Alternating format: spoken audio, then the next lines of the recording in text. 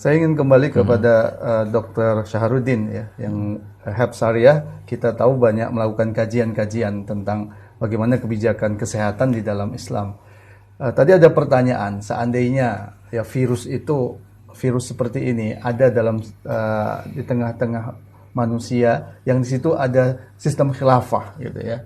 Apa yang kira-kira dilakukan oleh khalifah atau kepala negara ya terhadap wabah seperti virus corona ini?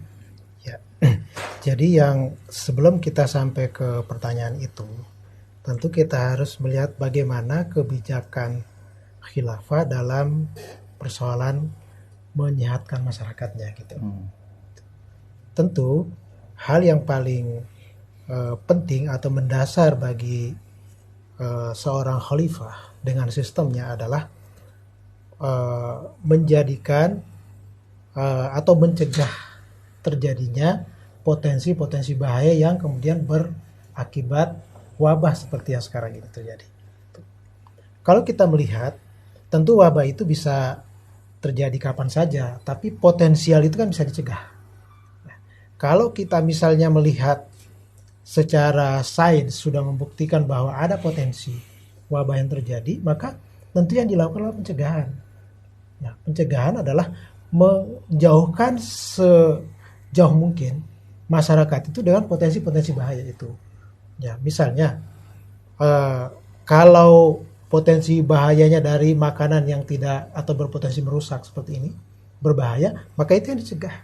Rakyat itu tentu dilarang untuk mengkonsumsi atau bahkan dekat dengan potensi bahaya tadi. Itu yang pertama.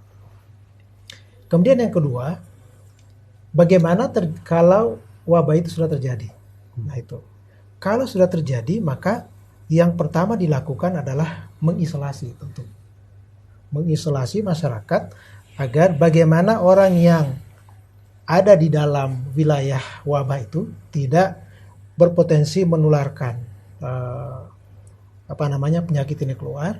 Kemudian orang yang ada di luar juga ditahan untuk dicegah untuk masuk ke dalam. Hanya saja yang perlu menjadi catatan adalah bahwa jangan sampai isolasi itu terkesan menjadi penjara. Itu yang penting. Kenapa? Karena manusia dalam kondisi stres itu pasti daya tahan tubuhnya menurun. Nah, alih-alih mencegah wabah justru bisa membunuh orang yang diisolir itu. Bayangkan kalau yang diisolir itu satu kota. Kemudian semua akses sumber daya dibatasi. Makanan kurang. Masyarakat itu dalam suasana yang cemas. Yang terjadi kan rush. Mana-mana makanan orang berlomba-lomba ke supermarket untuk memborong makanan dan seterusnya. Nah ini kan berbahaya. Kemudian orang-orang yang ada dalam situ akan hidup dalam suasana ketakutan. Daya tahan tubuh menurun. Tentu ini justru lebih berbahaya. Nah ini kondisi seperti inilah yang harus dicegah. Apa? Kaum muslimin itu kan ada satu perkara akidah yang itu tidak dimiliki oleh yang lain. Dan itu tentu akan dieksplor atau dicoba untuk dijadikan senjata bagi kaum muslimin dan tentu negara.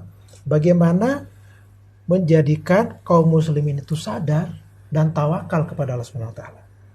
Karena tawakal itu akan menyebabkan orang itu punya berpikiran positif. Orang berpikiran positif tentu akan memacu daya tahan tubuh yang lebih besar. Kenapa? Karena dalam berbagai riset itu sudah dibuktikan bahwa orang yang ada dalam suatu kondisi yang sama, paparan yang sama terhadap suatu penyakit, ada yang terkena penyakit, ada yang tidak. Itu. Salah satu faktor yang sangat mempengaruhi adalah faktor daya tahan tubuh yang lahir karena berpikiran positif itu. Nah ini yang harus dicoba akan dielaborasi oleh sistem yang kemudian menjadikan syariat Islam sebagai dasar dalam membangun fondasi masyarakat.